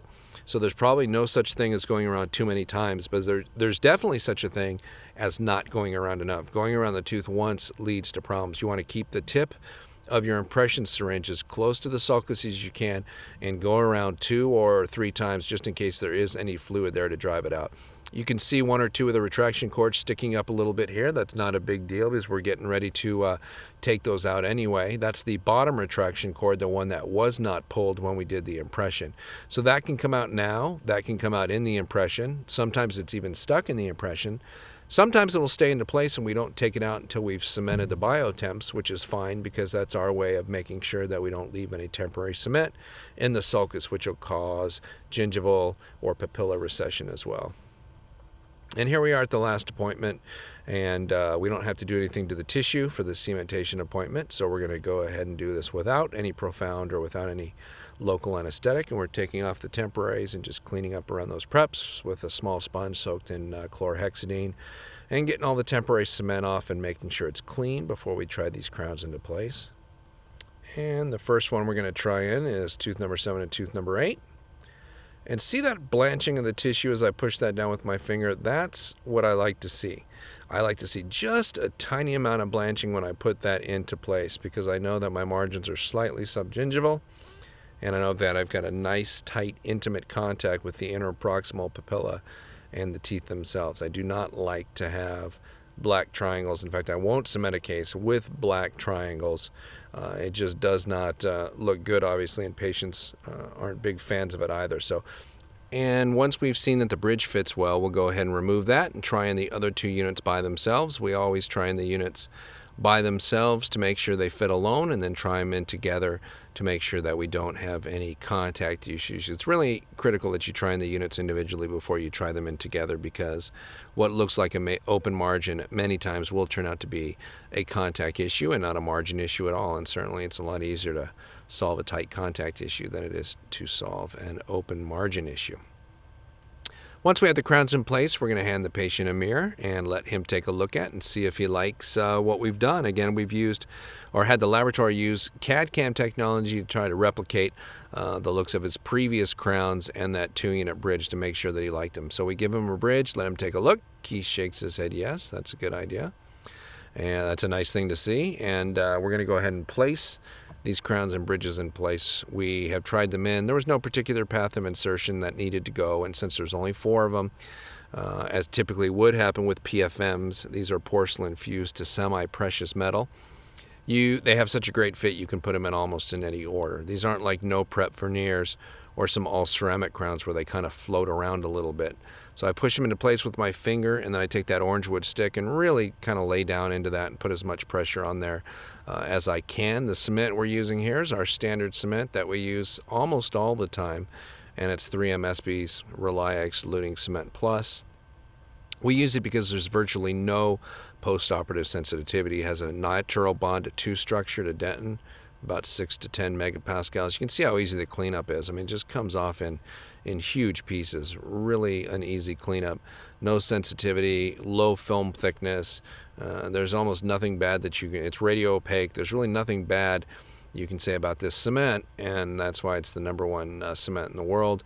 In fact, when I've removed some units that have been put on with this cement, I'm always surprised just how tenaciously bond that cement is to the tooth underneath it. And sometimes it does make it a hassle to clean it off. So for everyday use, I wouldn't want a cement that's any stronger than that, because it makes it really difficult to actually take off old dentistry if it needs to be redone when it's on with that cement. Just running some floss in between these teeth now to make sure that all the little extra pieces of the Reliax Luting Cement Plus have been removed. We don't want anything to sit in there and irritate the gingiva. And we'll take a quick, a closer look at what we've done here. Again, you can see the metal wing that is on the cuspid. There was no preparation done there the first time, and so I did not do a preparation. I just put it back in there. And here it is after, and you can see how close that looks to how his original crowns looked, and he was very happy with that. You know, in the retracted view, you could see that his gingival levels were totally different, and it wasn't a real symmetrical smile when it was retracted. But that's not what, patients look at. They never see themselves in the retracted view. They always see the non-retracted view, and we were able to use the CAD CAM technology to replicate the shape, the size, and the form of those teeth in the afters, and give him essentially, hopefully, a new set of his old crowns, if you will. He didn't want us to go crazy. He didn't want to pick a smile out of a smile design. And you can see in this smile he's got a nice smile and how he looks with those teeth in place. And so this is a great example of using CAD CAM technology, not to give him the perfect smile, but just the smile that he wants. In this case, replicating his old smile.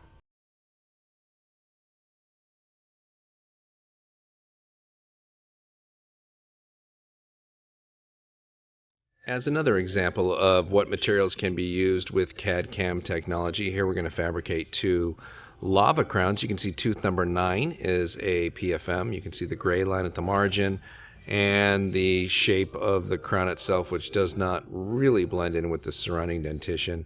And then on tooth number 4, there is an old crown that we're going to take off as well. I'm doing both of these as single unit lava crowns. This is the razor burr from Axis Dental. And with just a few short strokes here, I should be able to get through the porcelain and through the metal as well. Again, I just don't think there's any more effective, efficient, and safer way to remove an old PFM than with this razor burr.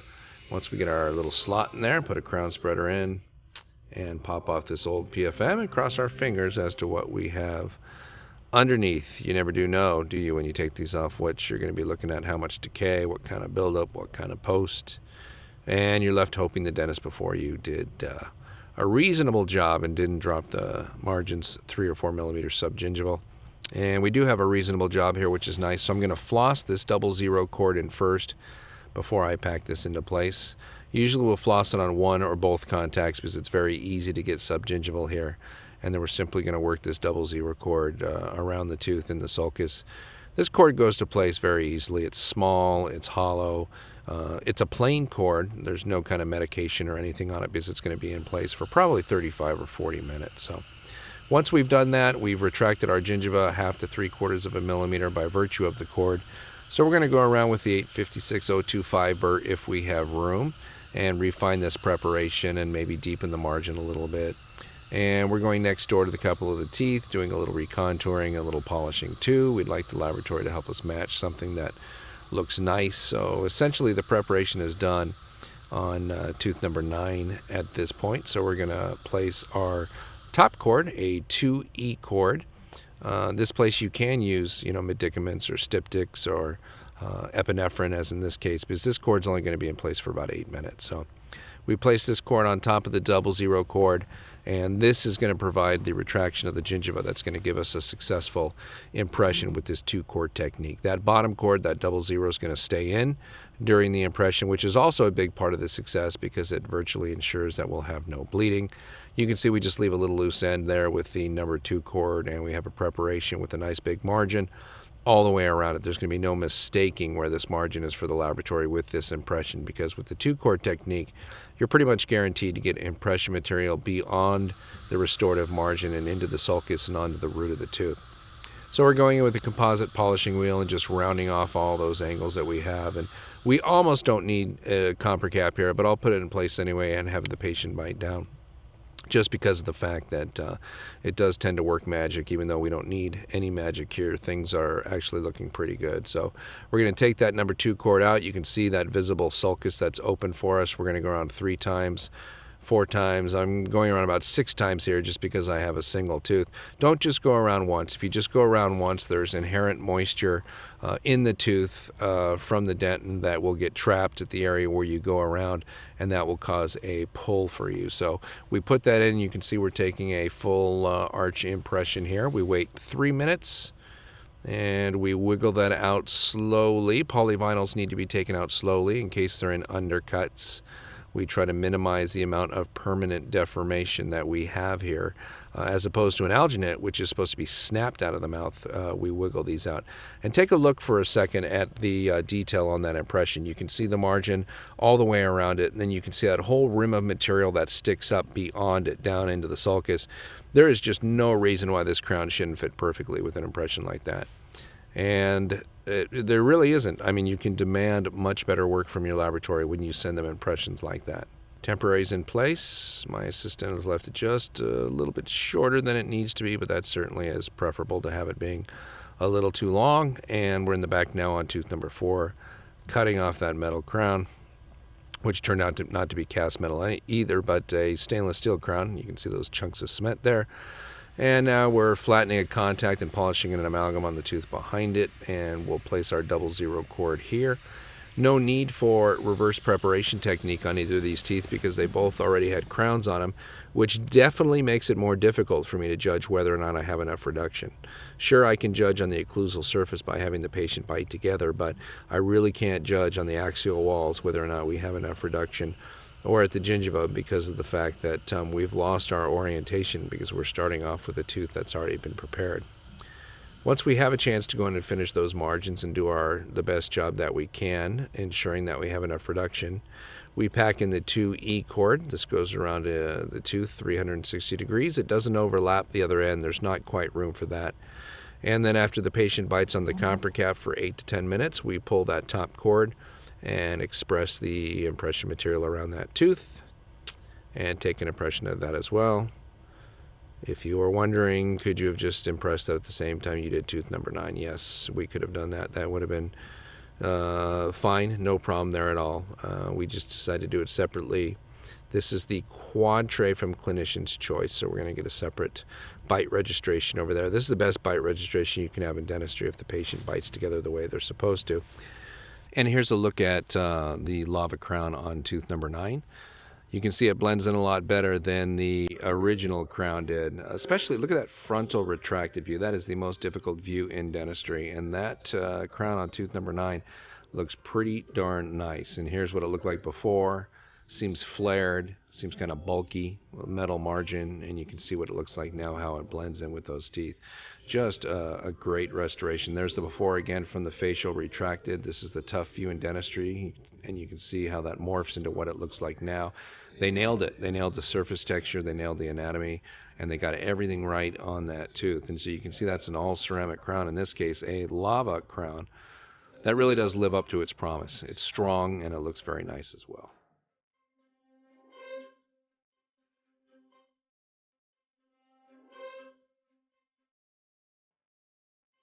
On this case, we're going to fabricate a CapTech crown, 22 karat gold crown, and still take advantage of the CAD/CAM design and manufacturing process that we've been talking about on this DVD. We're going to be placing a crown on the first molar that you see here. It's got some recurrent decay around the alloy and some radiographic decay as well. So we're going to prep this for a crown. We begin by breaking the contacts with a 57 burr, as you see us doing here.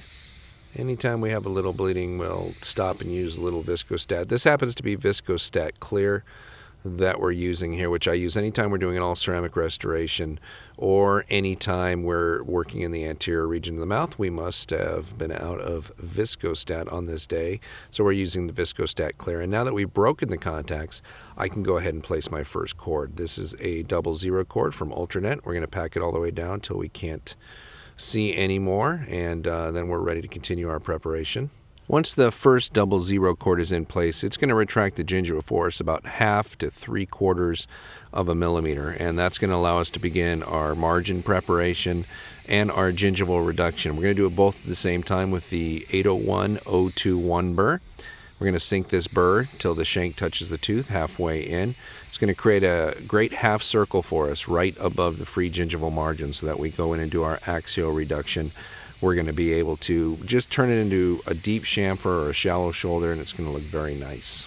After making our 2mm occlusal depth cut, we're using the 856-025 burr just to go ahead and reduce the occlusal surface of the tooth as quickly as possible. The rest of that amalgam fell out at the same time, leaving us with a big void on the inside of the tooth. And I know some doctors will let that fill with cement or ask the lab to base it out. But having spent as much time in the laboratory as I have now, I know that both of those situations lead to compromises. And so in just a second here, we're going to go ahead and place a buildup there. It really is always better to give your laboratory the most ideal looking preparation that you can, as though you had prepped it on a virgin tooth. Everything just works better when things look like it was done on a virgin tooth, and you've got the proper amount of reduction, and there's not big holes in the teeth where the wax needs to draw from it when it's being waxed up or something like that. And even with impression taking, everything just works easier when there's not big holes or divots in the tooth itself.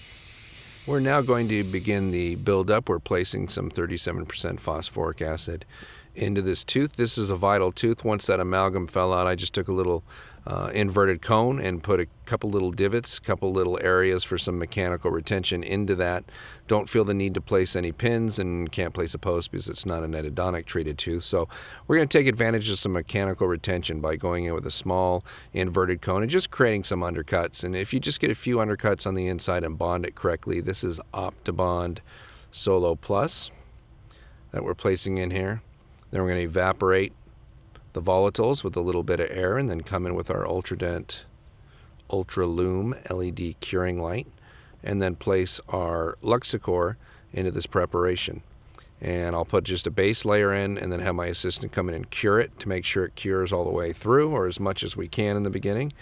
And then, kind of like soft serve ice cream, we just add a little more, cure it, add a little more, and we continue to do that until we feel that we've built it up enough. I used to really overbuild these teeth and have to cut them back down, which I don't mind doing, but I think it's a little more efficient to try to guess at the final shape, as long as we don't underbuild it and then end up with a void. But again, we want to have 2 millimeters of reduction in this central groove, and we need these cuspal planes to be sloping about the same way as they were sloping on the tooth itself, not when the amalgam was in, but when it was a virgin tooth. And so sometimes we'll look at the tooth next to it for a little guidance here. But if we want a tooth that looks realistic, we're going to need to give the laboratory 2 millimeters of reduction. This is a 379-023 football burr, which obviously works well on the lingual of anterior teeth, but it also works very well for occlusal reduction too. Because it's a convex burr and leaves a concave shape, it gives you just an extra tenth or two of reduction over if you were using a straight burr. And I can tell you just from walking around the lab and looking around at models that most dentists could use an extra tenth, a millimeter or two of reduction. We never see over reduction as a problem in the laboratory. It's always under reduction. We're using the 856-025 just to blend our axial cuts with that round burr cut that we put as the very first step of the reverse preparation technique. The second retraction core was put in place for 8 to 10 minutes while the patient bit on a compress cap, and now we're going to go ahead and we're squirting medium body material around this tooth, and we use heavy body in the tray. This happens to be a quad tray from Clinician's Choice. I use medium body because with the 2-core technique we get material far enough subgingival where we need to make sure that we've got enough tear strength to be able to keep the material intact as it comes out from the sulcus. It's been 2 weeks and we received the crown back from the laboratory, and I'm taking a look at it here on the model, and it looks nice. You'll notice there's not a lot of pit and groove staining on this tooth. You certainly can request it if you'd like, but I've just learned from over the years working with patients with intraoral cameras and they're showing them photographs afterwards that patients do not appreciate pit and groove stains the same way we do. So you may look at this tooth and say, oh, that looks, kind of blah, but and I understand that. And I know technicians get that and we get that as well, but I've had too many patients not like the brown stains in the pits and the grooves. I still want a three-dimensional look to the tooth, but I don't necessarily think there needs to be additional stain. And you've seen me seat 100 crowns on these DVDs, so we're just going to skip that and go right to the before and after pictures here. And you can see where we started and where we ended up. We've got a nice looking crown. We try to have an idealized shape on this crown because of the CAD CAM parameters that have been put in there. So my contact preferences and my occlusion preferences are both been dialed into this crown already. And it sat and was cemented and needed no adjustments at all. And I really don't think there's anything better than a crown that falls into place that easily and requires no adjustments from us. And to show that CAD-CAM technology can truly be used with all different types of materials, here's a cast gold case we are going to complete. We have a gold inlay that we're going to do on the first molar and a full gold crown with some recurrent decay that we are going to replace on the second molar. And using CAD-CAM technology for an inlay might seem like it's a little too much, but I think the CEREC 3 has proven that you can get some really good results when you use CAD-CAM technology, even for these smaller restorations. Here we are using a razor burr from Access Dental, which will cut through basically anything, and we're using that to cut through the amalgam. Now we're switching to one of my favorite burrs, the inlay burr, the 846 series of burrs, shaped just perfectly for inlays, whether they're, it doesn't matter if they're gold inlays, composite, all ceramic, just a really nice taper to it if you hold it straight up and down so you won't get undercuts. Here I am going the extra mile with the white stone that's being used in a high-speed handpiece. Really, technicians have told me that on these inlays, the area where they have the biggest problem reading it is around the margin. So that's what I'm doing here, just smoothing around the margin to make sure that we get everything nice and smooth. It's also smoothing the pulpal floor and the walls, which is fine too. We have now used our razor burr from Access Dental to make an opening in the gold crown, and of course we'll put the crown spreader in. And as typically happens with cast gold, we just rock this right off.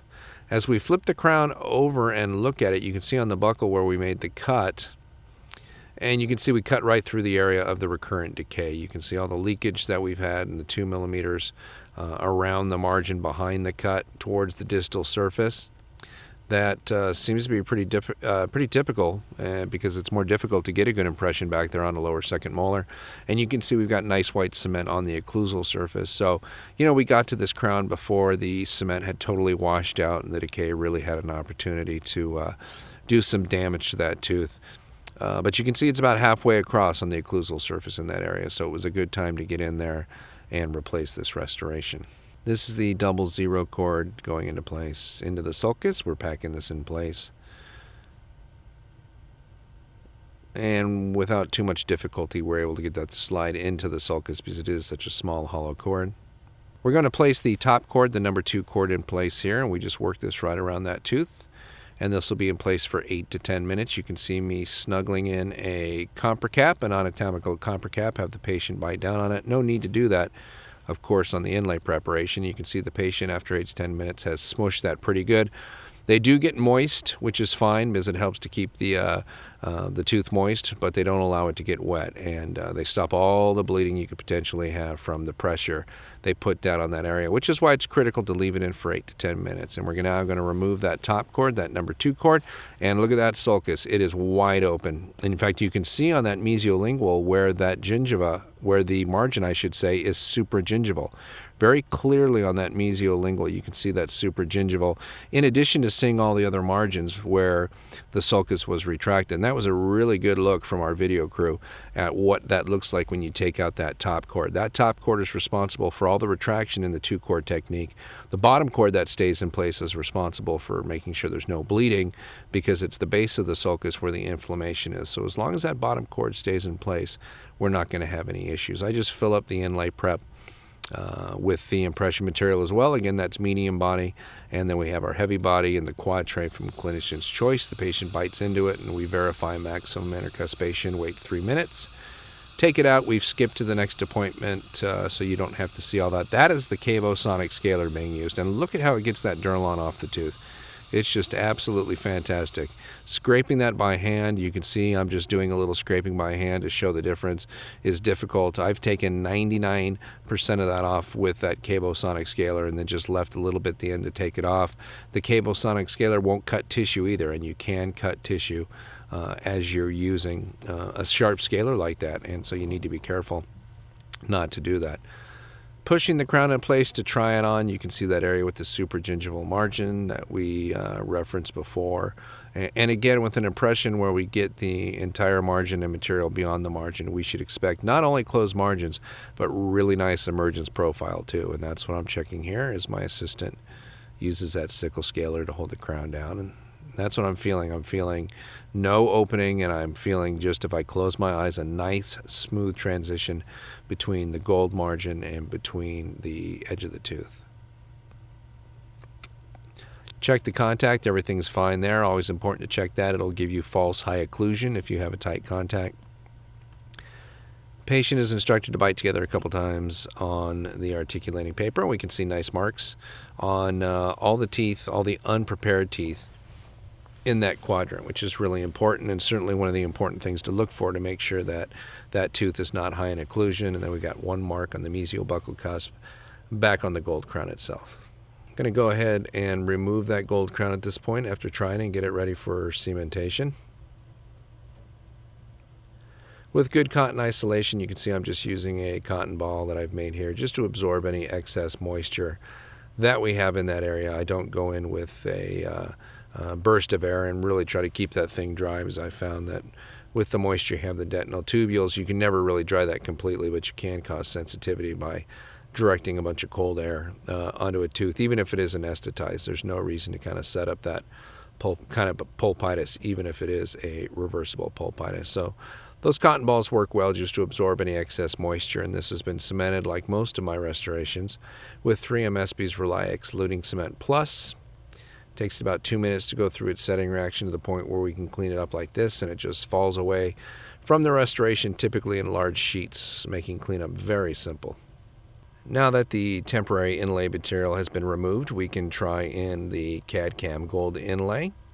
Push that down into place with the sickle scaler. The other thing I really like to use to seat these restorations is an inlay seater, kind of an old school thing that I remember watching my dad use. My dad used to do a ton of gold inlays and onlays on patients, and he would always use these inlay seaters, and I found it hard to find them for a while, but here's one of them being put in right here. It's got a metal tip that goes against the cast gold, and then a big soft pad on the other side for the patient to bite together, and it really allows you to direct all the occlusal forces right down into either the mesial pit or the distal pit of that inlay, and does a great job. I've used it with composite inlays and onlays. You do have to be a little careful with something like an Empress inlay or onlay, because that metal surface can be a little rough on the restoration, but for cast gold, it's absolutely perfect. Remember, if you do have a little undercut there, and as you're putting the restoration and it seems like it's catching a little bit, if you haven't bite together with that inlay seater, you may in fact get that stuck in there and have to use the jujube to take that out if you can't get it out another way. So be careful on those tight fitting ones when you use that inlay seater. You may in fact seat it permanently. Now that we've tried it in, we pretty much like how it looks. You know, it's almost an axiom that most dentists like to do some finishing or some burnishing of the gold in the tooth itself. So I was just using a 7408 burr, carbide burr, to do a little finishing there to really get those margins of the gold down. Do we always need to do this?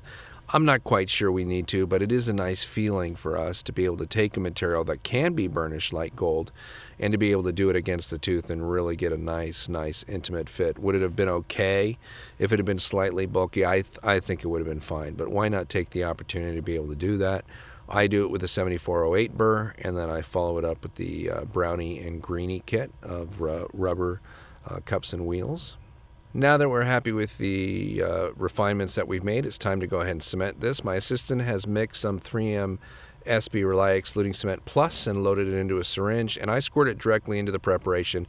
I just want to be able to see that I've got the cement into all the line angles. I really want to coat the preparation with it. I know a lot of people like to just put it on the inlay and have the patient bite down. I really like to see that cement get all the way and coat the inside of that preparation. Yes, you do end up with some excess, but your margins are so good on these inlays that, again, cleanup is really simple. Again, patient biting down on that inlay seeder. They don't make that particular one anymore. There's a company called Hager that makes the inlay seeders now, and they're available from your dental dealer, whatever dental dealer you use. You just have to know what to ask for, but I do find they really come in handy for these types of restorations.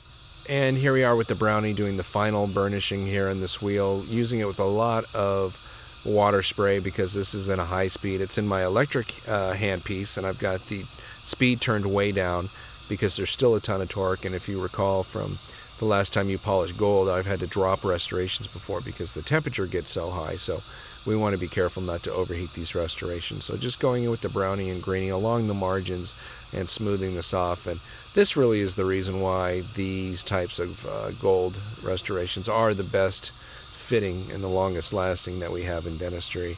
And at times I really do feel it's a shame that patients have gotten so aesthetically oriented, and really for the most part a lot of them will not allow us to do gold restorations like this. In fact, just today I was working on a 42-year-old woman who needed a couple inlays just like this and would not accept gold, even after I told her how long it would last and how good it was. That's the Super Greenie point being used on the occlusal surface at this point, and this really does put a nice final shine on this restoration. And again, just using these polishing cups and wheels on the crown as well.